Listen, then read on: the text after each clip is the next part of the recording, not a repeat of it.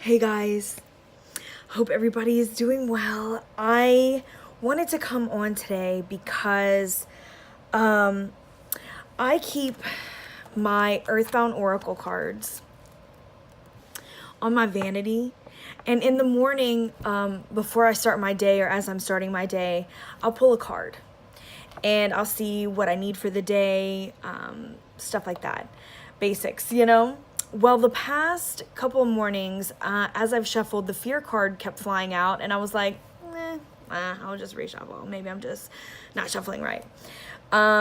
Second day I kind of knew, but I was like, avoidance. But it came out again, like legitly came out, didn't fly out, today. And first off, I do love this fear card. Mainly because it shows for me like the epitome of fear and what that means. And of course it's a hare, which I've said before always kind of comes out for me. But the thing that I like the most is that you see these arrows. It even looks like one has gone through and pierced this hare. However, they're not even touching them. There is no blood. There is no evidence of anything bad happening. And I feel like that's, that is the epitome of fear. If I run out, this might happen. Or it might not. So I do love this card. But it popped out again. Side note. So it popped out again. And I was like, okay, obviously this is my message that I just keep avoiding. And I asked, what fear are they trying to get me to realize? And I got growth. And I was like, wow. Yeah. Okay. First off, yes. I totally get it. And then the more I started thinking about it, the more I was like, man, when it comes to just about anything, our fear of growth, generally speaking, growth being there is some sort of change going on. So I equate growth with change because you cannot grow without changing, obviously. So this fear of growth or change is what dictates our lives from start to finish, if you really think about it. Like, oh, I have, a fear of this, a fear of that. But underlying what we don't take into account is that even though we feel like we don't have a fear of change, our brain does. Do you know what I mean? Our brain is there to protect us, right? It tries to overpower our intuition, all the time. It tries to combat the way we feel. It does not like change because sometimes change is dangerous. If we get, in a different environment, we might not know how to protect ourselves, just like instinctual change, right? But I feel like our brains overwork this muscle. It doesn't matter if it comes to business, getting healthy, learning a skill, furthering the skills that you have, your job, your relationships, whether that be seeking one or trying to leave one. Our brain says, pause. This can be dangerous. What happens if we succeed? What happens if we fail? So we don't try. What happens if we leave what we know? We might die, but we might not. You know what I mean? Our brains are just like, no.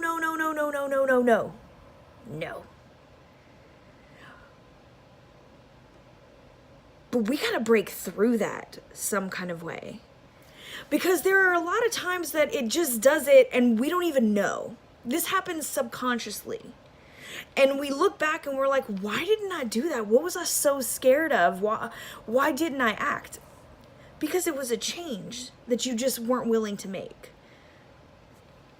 in the back of your mind. Whereas what I mean by that is, okay, take for example a business. Okay, I really want my business to grow. I'm doing this on the side right now. I want people to know about me. I want to get this rolling. This is what I want as my full-time job. That's what we say. That's what we want, right? However, we try, but we don't overly push it. We post a little bit online, but we don't do it quite enough. We tell people about it, but sometimes we just forget. And we stay at this level and be like, oh, I just don't know. Maybe it's not the right thing to do. Because I feel like we want to do it. And we say we want to do it. But in the back of our heads, we're thinking, what if we succeed? What if it works? What if people like what you're selling or offering?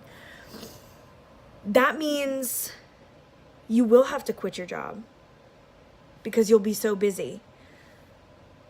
But your job is stable. You don't really know about this. It means that maybe you'll have less time. You don't know when you'll make these products or offer the service that you're trying to do.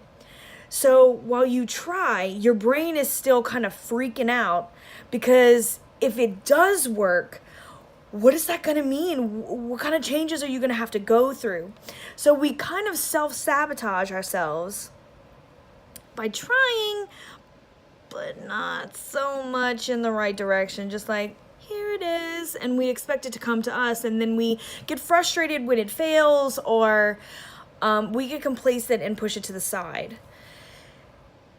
And I feel like it's all about that fear of growth. It's that at the core of the issue is what those changes will bring. And I feel like it's always those positive ones, right?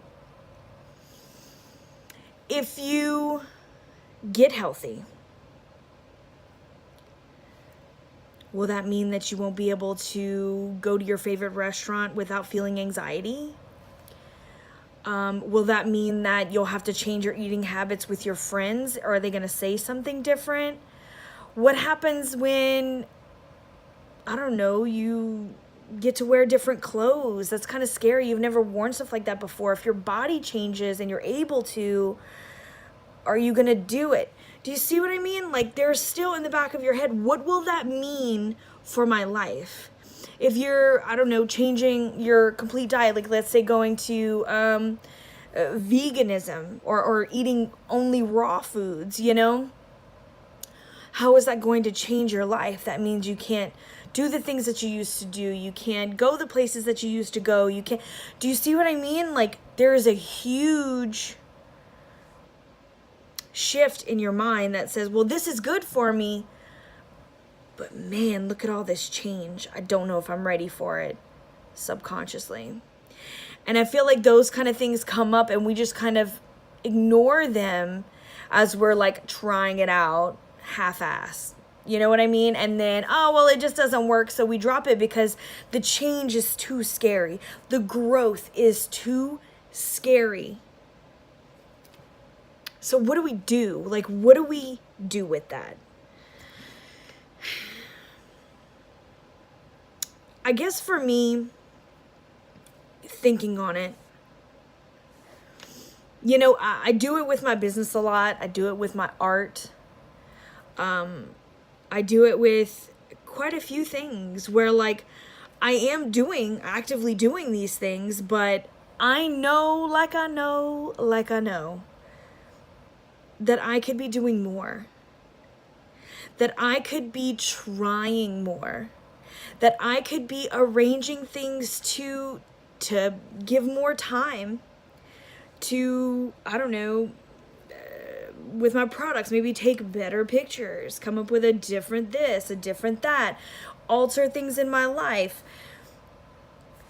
But that underlying fear of what that growth is going to mean is a block. So I feel like instead of being on autopilot all the time, It's about turning autopilot off. And that's hard. I'm not even going to pretend like it's not hard, because I've gone through it many a times. That's why it's called a practice. You know, like we try to stay in the present and really focus on why we're feeling a certain way when we start to feel it, or why we shove things aside. There are many times during the day when I'm thinking like, you know, I should probably stop and do this because I should probably post on my business page. And then I'm like, I'll do it later. And I go on with what I'm doing. Because I feel like in the back of my mind, maybe I'm scared of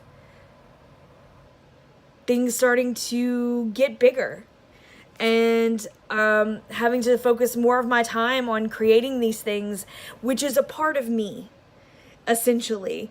These are things that come from ourselves, just like with our art. You know, if we make a product, if we have a service that we're offering, if we're trying to change our lifestyle, that's a piece of us. It's not just a product. It's not just a piece of art. It is not just a meal.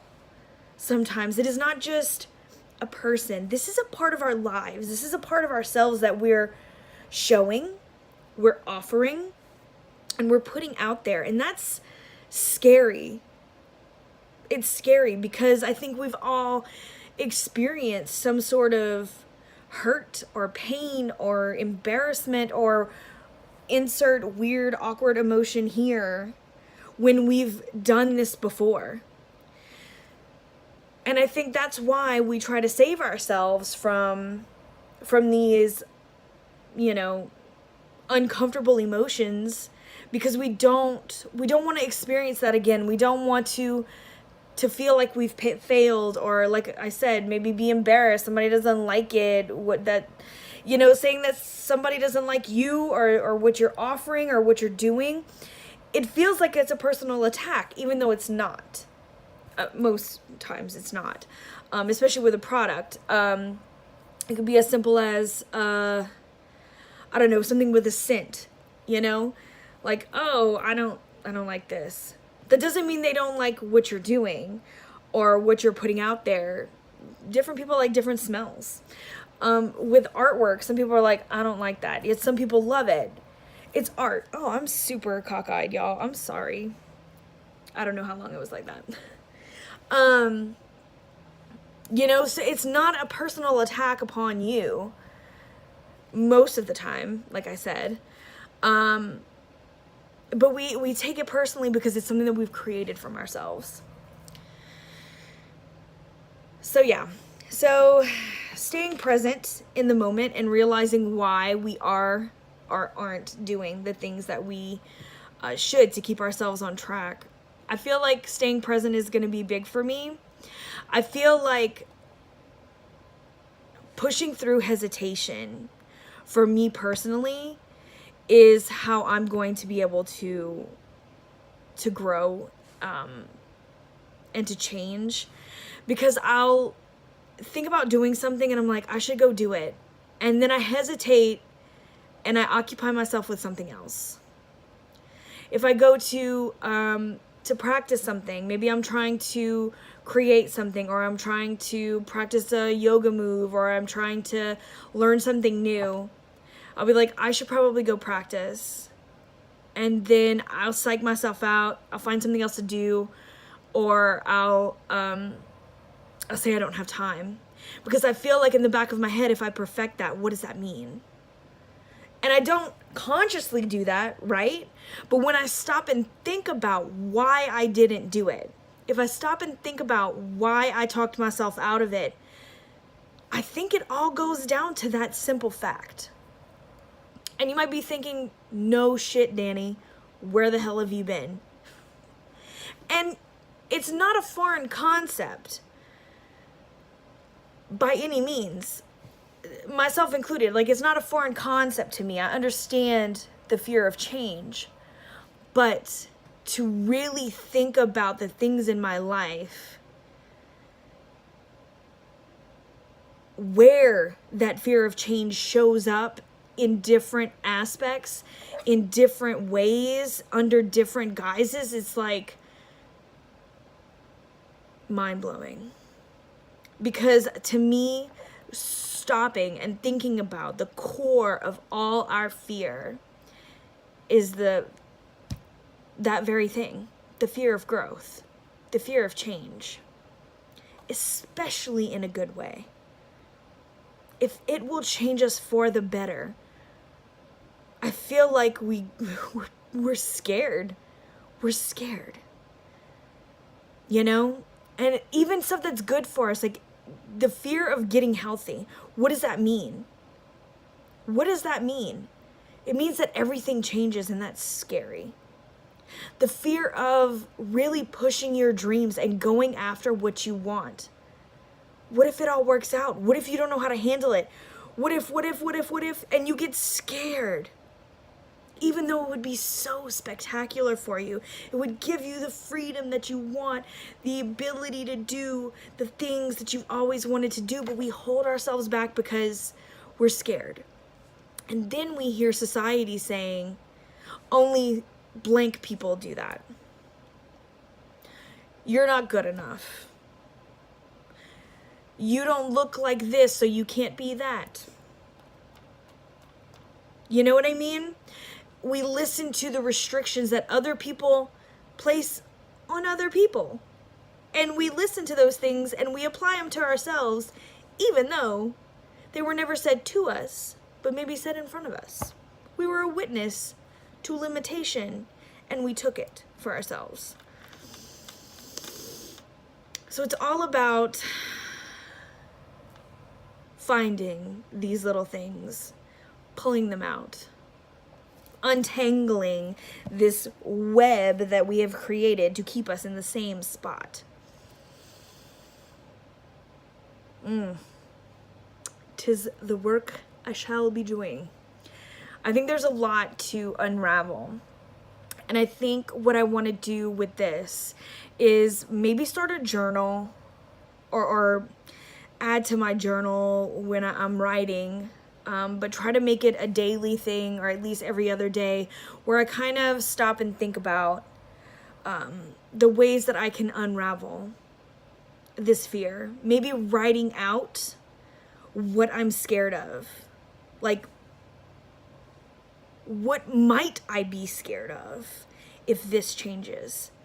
And maybe just getting it out and getting it on paper, we can realize that these changes are for the greater good. They're for the best. They're for our higher self. They're for our better self. They will propel us forward where we want to be.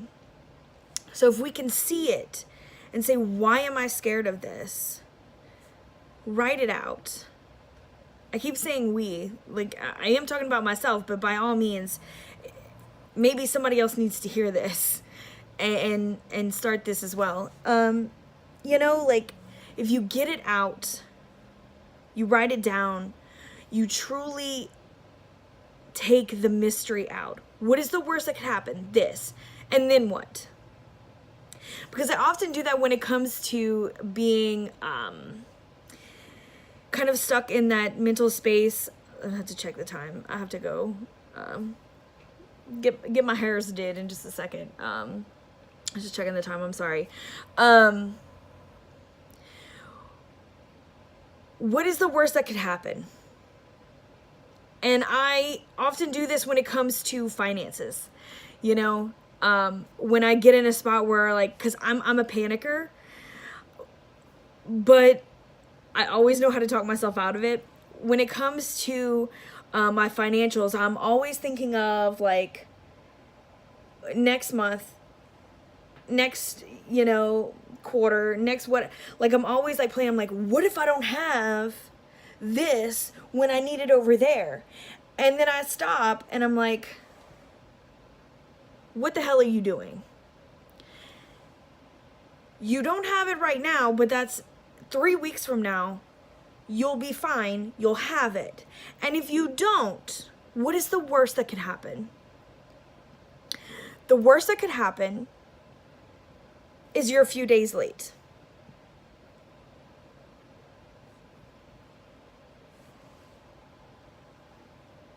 The world did not end. Nobody came and took anything from you. The sky didn't open up. It's fine. What is the worst that could happen? This. And that's not so bad. You'll come out of it.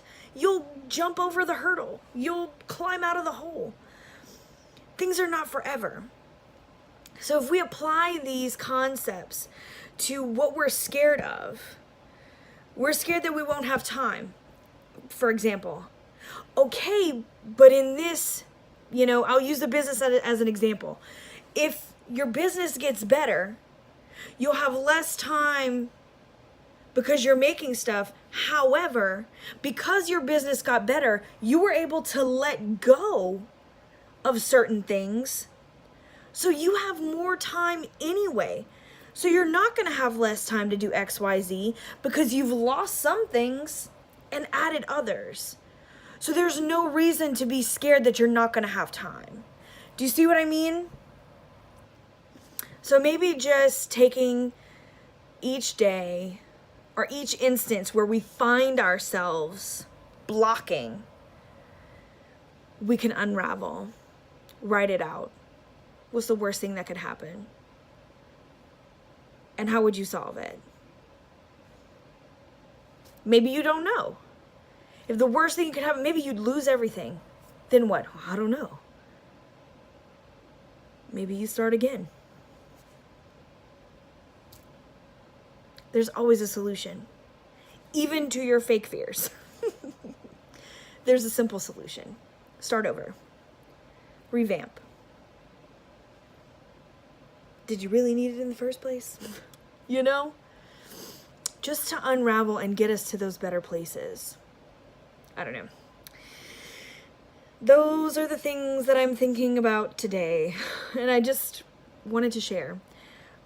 See if you guys feel this way, have this experience. Did you come to this and find a solution or a tool to aid you in unraveling all the bullshit, all the chaos, and to propel yourself forward, especially in those places that stay hidden?